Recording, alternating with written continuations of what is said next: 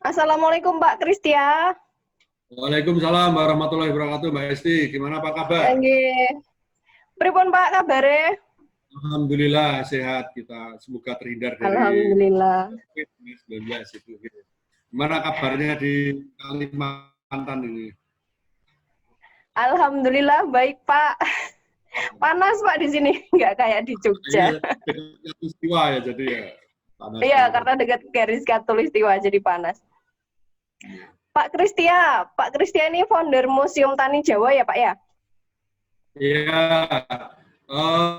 Ini ceritanya saya dapat warisan dari adik saya, sebenarnya perintisnya adik saya. Kemudian setahun yang lalu adik saya meninggal, kemudian saya melanjutkan rintisan meneruskan dari perjuangan dari adik saya. Itu kalau saya Kristia Mintarja, adik saya Kristia Bintara, jadi sama-sama Kristia. Gitu. Oh begitu. Oh jadi adik kakak ceritanya? Ceritanya adik kakak itu. Gimana Pak ceritanya kok bisa sampai ada Museum Tani Jawa itu gimana Pak? Jadi dulu peristiwa 2006 kita ingat ada gempa di Bantul. Kemudian adik saya ini adalah aktivis, dulu mantan kepala desa. Kemudian karena melihat memanfaatkan situasi kondisi yang ada itu, kemudian dia punya ide untuk mendirikan museum di mana memang di sekitar situ banyak petani-petani, sehingga coba mengangkat potensi yang ada di daerah itu, karena memang ini daerah di pinggir ya, di Mogiri itu kan daerah agak pinggiran gitu. Nah, sehingga kita diangkat potensi pertaniannya. Adik saya mencoba mengangkat untuk potensi pertanian itu, dan alhamdulillah itu bisa berhasil. Dan memang ternyata setelah kita gali dari dunia permuseum pertanian ini kan kesannya itu petani itu kan kumuh. Kalau bahasa Jawa itu kotor gitu. Nah, ternyata di sana tersimpan sebuah kearifan yang bahkan kalau dianggap sebagai suatu konsep istilahnya itu teknologi, petani kita itu orang-orang pintar tapi dengan penampilan yang bisa istilahnya dengan penampilannya yang seperti itu, sehingga kesannya itu bukan orang cerdas, padahal kita lihat mereka punya kemampuan pranoto mongso, menentukan waktu, ini tanam apa dan sebagainya. Ini kan bukan sesuatu hal yang sederhana gitu, dengan pemanfaatan kemampuan dia, posisi ilmu perbintangannya, pranoto mongso, cuaca, bagaimana, itu kan sesuatu yang luar biasa yang selama ini kita anggap dengan penampilan yang seperti itu. Bahkan banyak orang merendahkan, melecehkan gitu. Padahal ini sebenarnya orang-orang ilmuwan yang dia penampilannya sangat sederhana, petani kita. Gitu, Pak. Saya pernah berkunjung sekali ke Museum Tani Jawa dan menarik sih, lokasinya pinggir sawah, terus real gitu ya, karena memang museum tani dan di dalamnya juga ada alat-alat pertanian gitu. Nah, itu dari mana Pak alat-alat pertaniannya? Jadi itu ada memang koleksi dari masyarakat sekitar yang ketika itu kan mereka fokus untuk istilahnya recovery. Nah, sehingga alat-alat pertanian ini kan tersingkirkan begitulah pada saat itu. Nah, karena ini tersingkirkan, kemudian oleh adik saya coba dikoleksi, dikumpulkan. Dan setelah itu memang tidak hanya dari situ, ada berbagai ada temannya punya koleksi lalu dibawa di koleksi, sehingga sekitar hampir 150 sampai 200 koleksi lah ada di situ. Iya. Alat-alat pertanian yang tradisional. Benar-benar asli gitu ya Pak ya, dari teknik bertani cara Jawa, cara kuno yang memang masih asli dilakukan oleh masyarakat sekitar gitu ya Pak ya? Ya, itu kan pada saat itu artinya adik saya itu baru pada tahap di situ untuk menggali, menampilkan wajah pertanian di masa lalu yang dulu tradisional gitu lah. Nah, kemudian dia menyiapkan koleksi. Nah, kita akan coba nanti ke depannya itu justru ada kita kombinasikan petani masa lalu, petani sekarang, dan akan kita coba petani masa depan itu seperti apa. Ini yang sedang kita rancang ke depannya. Jadi adik saya itu kan istilahnya mewarisi tentang koleksinya. Sedangkan saya akan mencoba menggagas untuk ke depannya seperti apa. Sehingga generasi muda kita, anak-anak kita yang hidup di negara agraris itu bisa memanfaatkan kesempatan itu. Jangan sampai kemudian pertanian ditinggalkan. Yang dampaknya nanti istilahnya berdampak pada kehidupan bangsa dan negara secara luas, katakanlah kemandirian pangan dan sebagainya. Nah, kita ke depan sedang kita coba merekayasa untuk anak-anak mencintai bagaimana pemanfaatan teknologi pertanian kekinian gitu. Itu yang akan kita coba desain di sana.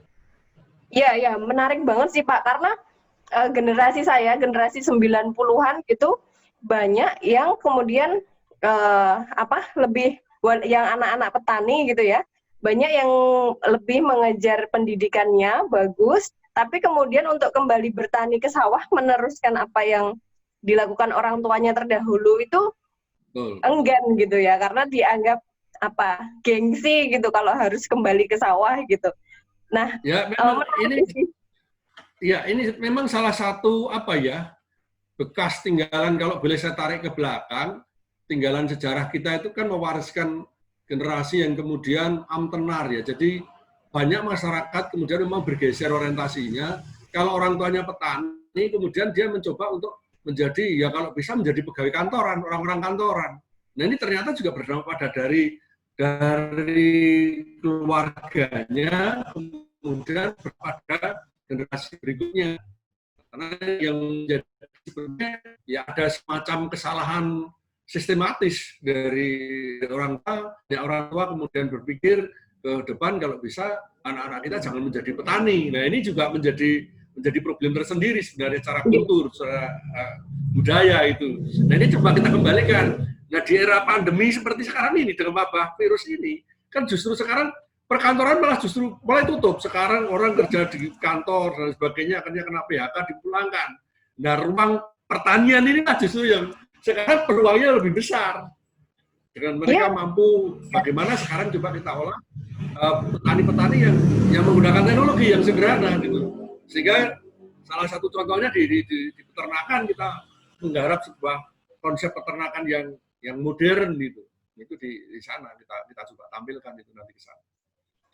Jadi Museum Tani ke depan akan kita pakai sebagai semacam lembaga riset, lembaga pengembangan pertanian kekinian. Jadi nanti silahkan masyarakat, pelajar, atau perguruan tinggi kita coba mau jalin kerjasama untuk melakukan riset-riset pertanian dengan pemanfaatan teknologi yang sekarang di Museum Pertanian. Nanti akan kita coba menjadi satu tempat yang menarik untuk sama-sama melakukan riset untuk pengembangan pertanian terkini ya, petani milenial lah gitu istilahnya kalau sekarang.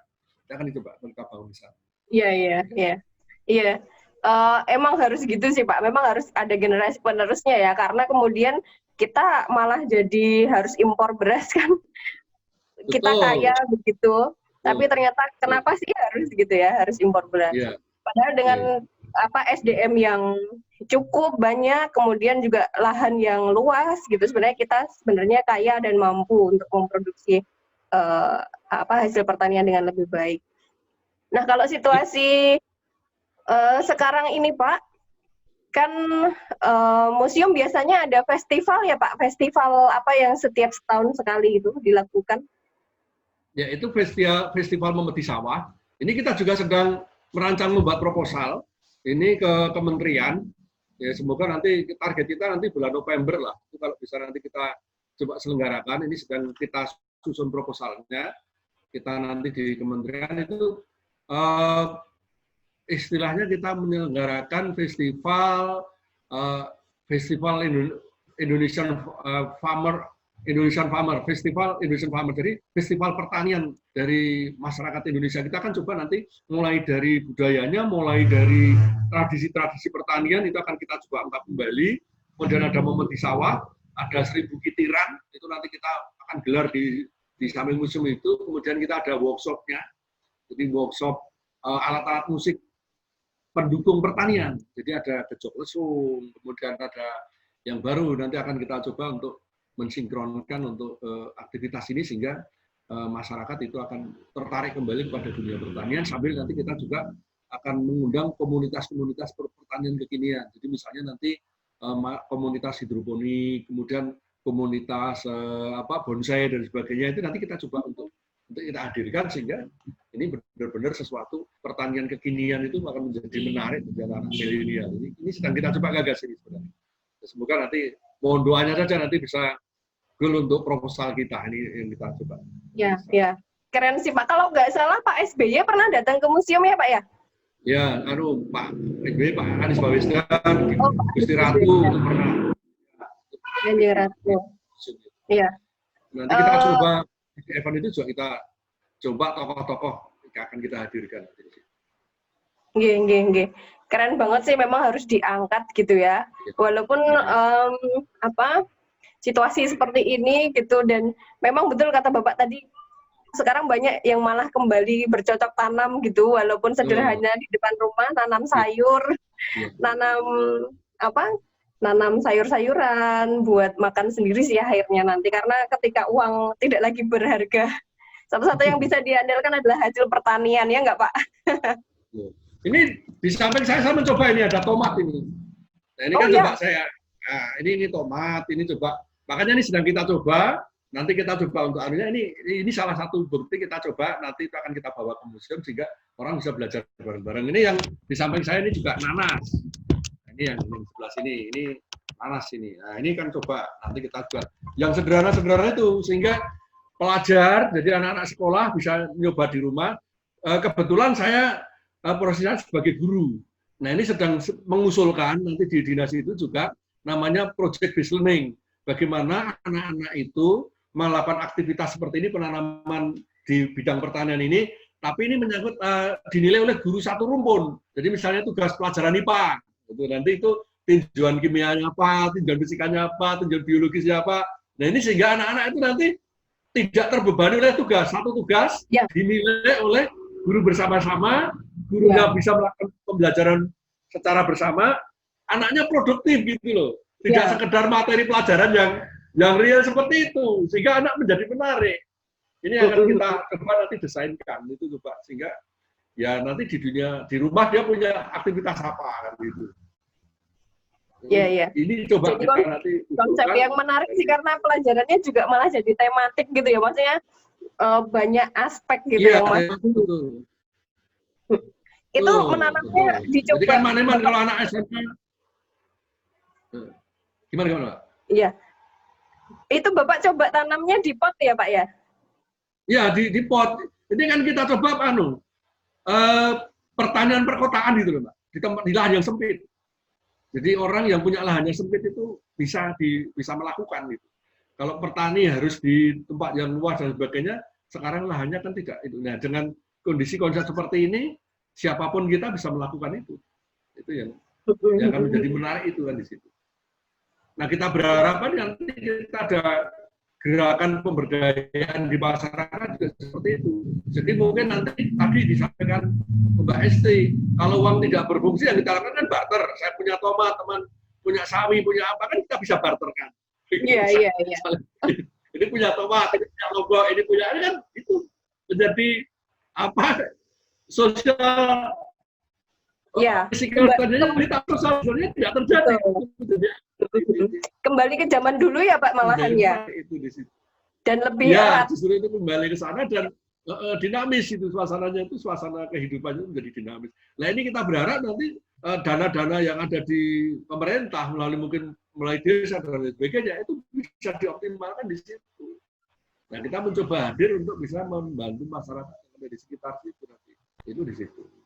Itu kita coba seperti itulah, karena dengan kita nggak tahu ini sampai pandemi ini akan sampai berakhir pada berapa lama kita tidak tahu.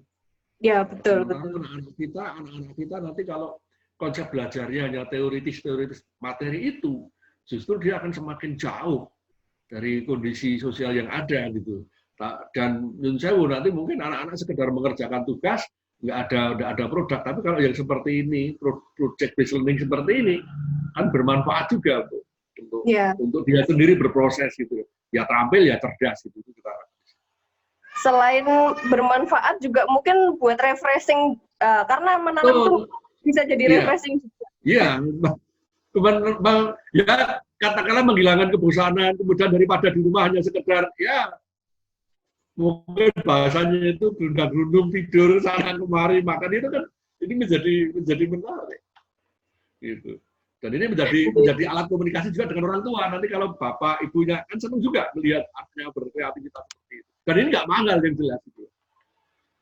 Iya, gitu. Murah.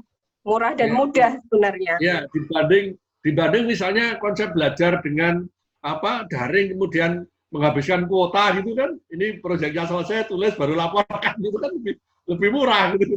Iya, iya.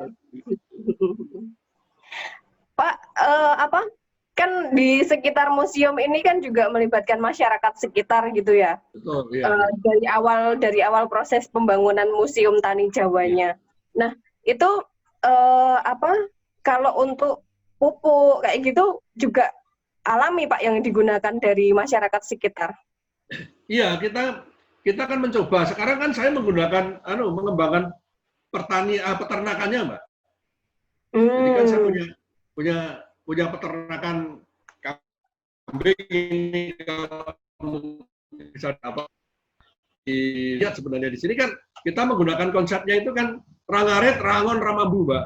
Jadi konsep peternakan kambing yang saya kembangkan di museum ini kan ada 3 konsep. Jadi rangaret, rangon, ramambu itu konsepnya kita memanfaatkan daun-daun kering yang ada di sekitar, daun pisang kering, daun nangka dan sebagainya kering, kita fermentasikan, kemudian di situ dia nggak bau. Pakan saya itu bisa bertahan 1 tahun, Mbak. Jadi kalau kita buat pakan, ya buat pakan 1 ekor sehari habis sekian kilo, kita rubah pakannya misalnya misalnya ada kita butuh mau pelihara 10 bulan tinggal kalikan berapa, nah itu di situ bisa dimanfaatkan sekali buat pakan seperti itu. Nah, pupuknya baik pupuk cair maupun pupuk kandangnya itu bisa kita manfaatkan. Termasuk ini yang saya pakai ini tanaman-tanaman ini saya pupuk pakai pupuk cair dari kambing saya. Hasil ini sendiri ya Pak ya? Hasil tadi. Jadi ke depan kita akan selain museum secara fisik untuk istilahnya menyimpan koleksi ya alat-alat pertanian, kemudian cerita pertanian masa lalu, ini akan kita sebut dengan integrated farming, Mbak. Jadi nanti kita akan impian kita itu pengennya pertanian, peternakan, perikanan menjadi satu terintegrasi. Jadi hasil pertanian, sisa dari katakanlah sayur-sayuran dibuat pakan dari untuk ternak kambingnya kan gitu. Ternak kambing ini nanti pupuknya untuk pertanian, jadi terjadi sirkulasi yang saling menguntungkan dan terus berputar.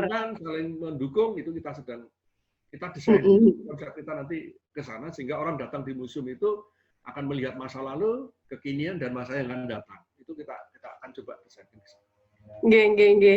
Nah, ini Pak, saya kan lihat postingan di Instagramnya Museum Tani Jawa ya Pak ya. Itu juga kalau untuk produksi pestisidanya juga dilakukan sendiri Pak? Ya, kita dengan sistem fermentasi. Kita nggak menggunakan pestisida, Mbak. Iya. Memang pestisida alami dari daun pepaya. Iya, alami. Itu kita menggunakan itu sehingga ini kita harapkan nanti organik lah. Nanti pelan-pelan kita akan coba produk-produk kita menggunakan produk organik. Sehingga ini secara kesehatan juga sehat, kemudian menjadi menarik juga untuk orang-orang sekarang lah istilahnya untuk hasil. Pak, ini kan karena situasi pandemi nih, museum gimana Pak sekarang? Tetap buka atau bagaimana? Kita sementara masih belum melakukan pelayanan karena di museum kita itu kan di lingkungan masyarakat, di pedesaan, di komplek dusun ya. Jadi kita selalu koordinasi dengan katakanlah pengurus kampung, apakah bisa dan sebagainya. Tetapi kami saat ini sedang fokus di pengembangan ini, pengembangan produk-produknya dulu. Jadi kami membuat ini tanaman-tanaman, eksperimen tanaman, eksperimen peternakan ini sedang kita eksperimenkan dan dibuka kita sudah siap. Jadi kita fokus sekarang di produk-produknya dulu, konsep-konsep pengembangannya dulu. Jadi pengembangan dulu lah istilahnya gitu. Nanti setelah itu baru kita keluarkan, kita itu di situ. Tidak masalah kita sementara. Jadi kita tetap produktif ya, walaupun tidak buka museumnya. Iya, itu kita siapkan itu kita. Karena selama ini memang benar-benar baru koleksinya. Ya. Gitu. Oke. Kalau untuk sebelum pandemi ini sebenarnya banyak juga ya Pak yang datang ke museum untuk melakukan penelitian ya? Istilahnya kunjungan, kemudian mereka berlatih, jadi misalnya ada yang buat emping, ada yang buat tempe dan sebagainya, itu mereka itu kemudian praktek membaja, itu kemudian praktek bercocok tanam dan sebagainya itu banyak. Kita ada sekolah-sekolah, kemudian ya beberapa turis dari Perancis, dari Belanda itu tertarik untuk hadir melihat ada di situ. Gitu ya Pak ya. Ini makanya ini juga karena nanti juga ketika dibuka dengan terbatas, kami justru pelatihan-pelatihan itu yang akan kita kedepankan supaya hadir datang di museum itu benar-benar kami berharap betul-betul bisa mengimplementasikan dari pertanian itu sendiri, sehingga saya ingin ada semua orang bisa bertani kembali, ya meskipun tidak harus produksi dalam skala besar gitu, tapi paling tidak dia di rumah bisa melakukan praktek-praktek pertanian itu, dia bisa berhibur dirinya sendiri lah gitu, bisa ada itu.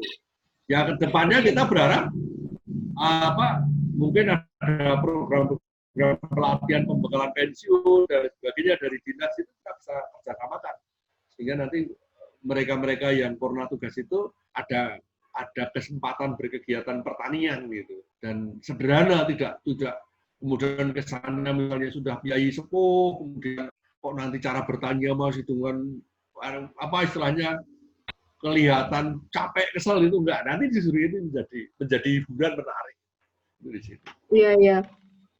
Menarik sih sebenarnya, karena petani-petani yang sekarang kan kayak tadi Bapak bilang di awal punya punya tahu kapan waktu tandur, waktu panen, kayak gitu tuh nggak ada ilmunya yang pasti. Tapi kalau pengalaman yang sangat berharga sih buat petani-petani yang sudah sepuh-sepuh gitu ya. Tapi mudah-mudahan nanti yang modern ini juga lebih baik, lebih canggih, tapi juga nggak ketinggalan, hasil taninya juga lebih bagus lagi. Nah, justru sekarang kan artinya kita akan melahirkan petani-petani muda yang visioner. Harapan kita dengan teknologi yang sekarang, misalnya kan sudah ada kita punya BMKG memprediksi cuaca, itu kan sampai sekarang kan belum dimanfaatkan. Itu justru dikerjasamakan. Ini potensi angin, ini potensi hujan, ini potensi apa pada bulan sekian dan sebagainya. Ini kan nggak pernah kita komunikasikan di dunia pertanian. Nah, kalau ini menjadi suatu, katakanlah semacam diskusi-diskusi ilmiah seperti ini, ya petani kita kan petani yang keren gitu, tidak kesannya seperti itu. Maka kalau saya mengatakan ya kita menjadi petani berdasi gitu ke depannya. Ada gerakan petani berdasi kan, itu harus kita akan ke sana itu. Jadi jangan sampai kita lihat aja gitu. Jadi petani keren, sekarang harus keren ya Pak ya? Iya, petani berpajero, petani naik Alphard dan sebagainya, itu kan bahkan kita akan ke sana gitu. Jangan petani lumuh kotor gitu, itu harus kita rubah mindset itu. Betul. Dimulai dari rumah sendiri ya, dimulai dari diri sendiri, rumah sendiri. Berangkat dari rumah, kita bisa melatihkan ke anak-anak yang kecil-kecil, kita mulai coba apa hasilnya kan gitu. Kenapa anak-anak kita nggak tertarik kan itu di situ. Karena anak kita sebenarnya kalau akan bagus di rumah tangga kan, misalnya satu anak dibekali satu bibit saja, tomat atau bayam, atau dia harus merawat katakanlah terong misalnya, dia merawat dari satu pohon sampai berhasil. Nah, dia akan harapan kita itu akan terpatri di dalam dirinya, dia mampu melakukan itu, perkara nanti ke depan suatu saat dia akan mengembangkan itu bisa. Kan selama ini nggak pernah di keluarga kita latih satu anak, udah nak kamu tak kasih satu tanaman terong, coba dirawat sampai, itu kan nggak kita lakukan. Nah ini kalau bisa dilakukan gerakan oleh keluarga kita, ke depan dia pasti akan satu saat, umpama misalnya dia nggak bisa kerja kemana mentok, itu kan, saya dulu waktu kecil pernah punya pengalaman nanam terong, kenapa tidak saya kembangkan dan sebagainya. Ini kan nggak pernah kita dorongkan ke sana. Anak kita lebih kita dorong, kamu nggak usah apa-apa, yang penting kamu belajar besok. Sekarang ke depan beda lagi. Zaman saya, generasi saya ini, kalau dulu sekolah bisa berhasil, pekerjaan masih banyak melalui ijazah. Sekarang ke depan kan dengan pandemi ini besok nggak ada orang nggak butuh ijazah lagi. Iya. Kalau saya punya modal pengen pertanian, tinggal cari orang yang memang bisa petani, kan gitu. Sehingga itu nanti praktisi pertanian yang saya butuhkan. nggak perlu ijazahnya apa, nggak perlu dari ijazah pertanian. Saya butuh orang yang bisa nanam tomat. Ya sudah, yang kecil siapa berlatih nanam tomat, ya akan kita manfaatkan kan gitu. Nah, saya pengen ini ibu-ibu rumah tangga sekarang coba tolong anaknya diberi tugas, diberikan satu pot gitu kan, satu pot ya apalah terong, yang satu terong, yang satu tomat. Tapi kan enggak begitu terus coba dimasak bareng-bareng, ada kebanggaan loh Mbak. Itu tidak pernah terpikirkan, ada kebanggaan itu. Pasti apa nanti dia tumbuh sampai berbuah gitu ya, panen sendiri, dimasak sama-sama, dimakan sama keluarga. Betul. Hasilnya enak misalnya, banget. Ya, misalnya mati, toh paling banter kan hanya 20.000 modalnya, coba lagi kan gitu. Kemarin apa? Nanti misalnya butuh pupuk, tanya ke tukang pertanian, yang pertanian tahu, Mas kalau misalnya kok saya nanam tomat ada apa istilahnya jamur putih-putih obatnya apa, dia dicoba dipraktekkan, dia tahu nanti lama-lama sambil belajar itu. Punya anak dua, anak tiga pot, syukur satu anak 2 pot, kan menarik itu untuk bisa kita ajarkan. Apalagi di era sekarang tuh, di zaman pandemi seperti ini orang nggak boleh pergi kemana-mana. Saya punya anak juga tak coba ini, coba kamu nanam sendiri. Paling modal hanya 20.000, 30.000. Umpama nggak berhasil juga, nggak terlalu. Mulai dari ini ya Pak, pembibitan gitu ya. Bibitan, betul. Betul itu itu. Nah, berarti museum ini benar-benar off dulu ya Pak ya, yang aktif media sosialnya ya? Ya, kita aktifkan media sosialnya, tapi nanti kita coba nanti ya kalau kita hanya melayani dari jarak jauh gini seperti ini misalnya. Kita butuh diskusi, butuh apa ya kita yang ke sana itu di situ. Iya. Oke. Pak, tadi pesan kan udah sampai nih, pesan untuk orang tuanya harus pesan gitu kepada anaknya untuk mulai belajar menanam dari rumah. Nah, ada nggak pesan dari Pak Kristia buat generasi muda Pak nanti yang nonton ini, pesannya apa untuk sektor pertanian dan dari Museum Tani Jawa? Oke, sekarang karena anak-anak muda, saya berharap yang mendengar ini, Anda di rumah ngapain hari ini, kan itu loh. Daripada Anda nggak jelas, artinya oke, tugas sekolah apa dilaksanakan.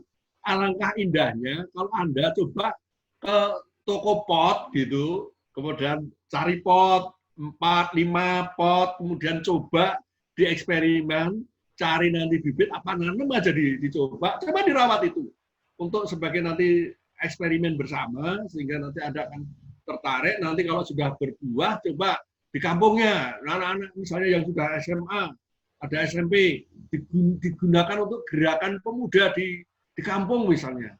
Yuk kita gerakan nanam di rumah masing-masing lalu bisa dibagi kamu nanam ini nanti dibagi-bagi lalu kemudian coba 3 bulan ke depan kita apa istilahnya barter gitu loh. Ada di situ. Ini kan akan menjadi gerakan bersama. Sehingga nanti kalau impian kita kalau itu nanti dikoordinasi dengan baik, satu kampung buat semua. Kenapa kita nggak buat warung bareng-bareng di depan kampung, warung sayur gitu? Dilakukan oleh anak-anak muda misalnya. Pokoknya orang kampung belajar di situ, kita buat warung bareng-bareng. Ini kan menjadi produktif gitu, kita bisa lakukan itu gitu. Kalau itu saya kira wah setiap kampung seperti itu indah sekali. Artinya kita membantu dengan cara memberdayakan. Karena kalau saya bahasanya saya itu sedang berpikir untuk adanya namanya social entrepreneur. Jadi kewirausahaan berbasis sosial. Jadi bagaimana mengatasi masalah-masalah sosial itu dengan pemberdayaan. Kita ada kasus masalah sosial itu bukan segera betul dengan dana, tetapi diberdayakan. Jadi pemberdayaan itu yang kita coba. Ingin kita bisa lakukan seperti itu. Jadi ada proses mengatasi masalah sosial, tapi dengan konsep pemberdayaan. Itu ada di situ. Iya. Menarik sih Pak, nanti semoga lancar ya Pak proposalnya yang ke kementerian dan bisa jalan gitu programnya buat Museum Tani Jawa. Ini saya punya buku Mbak. Oke. Ini bukunya, Mbak. Ini tulisan saya. Oh, siap. Boleh Pak dipromosikan. Sukses Nah, berbini. sukses berbini sebelum menikah. Oke. Jadi kita untuk kami berharap nanti kalau bagaimana mengawali merancang sebuah bisnis itu di situ. Jadi kami berharap ini buku ini terinspirasi di Mbak, di pom bensin itu loh, Mbak. Kalau di pom bensin kan kita mesti petugas pom ini kita mulai dari nol. Misalnya Dek kita menikah dari nol, kan nggak mau. Kalau bisa.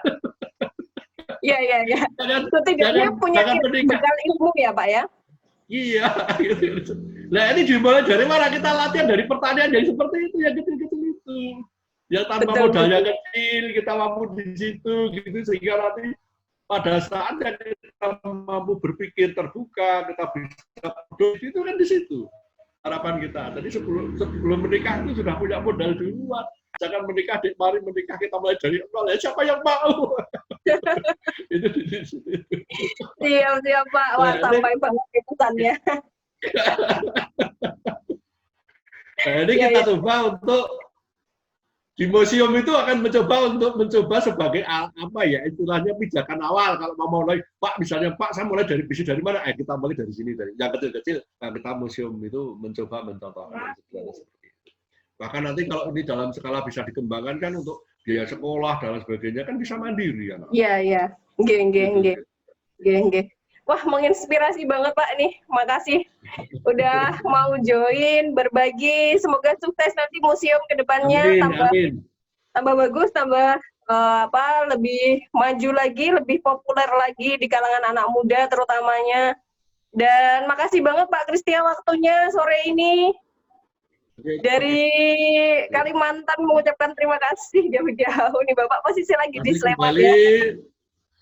Semoga sehat selalu, barokah semuanya, sehingga bermanfaat kita bersama. Kita sering berbagi. Terima kasih. Amin. Nanti mohon untuk bisa dibarukan. Terima kasih, Pak. Siap. Terima kasih Pak Christian. Cukup dulu ya, Pak ya. Oke, terima kasih. Assalamualaikum, Pak. Waalaikumsalam. Salam sahabat museum, museum di hatiku. Terima kasih. Assalamualaikum warahmatullahi wabarakatuh. Waalaikumsalam warahmatullahi wabarakatuh.